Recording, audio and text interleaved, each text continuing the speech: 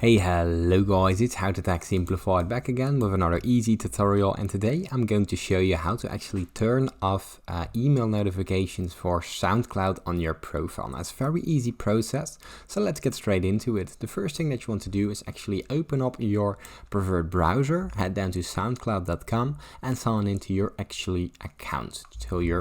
Now from here, we simply go to the top right corner where the three dots appear, and inside the dots we happily go to the settings, and inside the settings we have a load of options to choose from. As you can see, the notifications right here.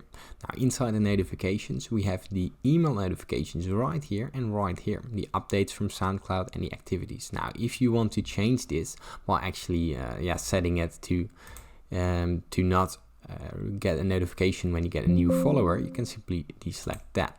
Now if you want to deselect everything, simply check that box, check this box and save changes.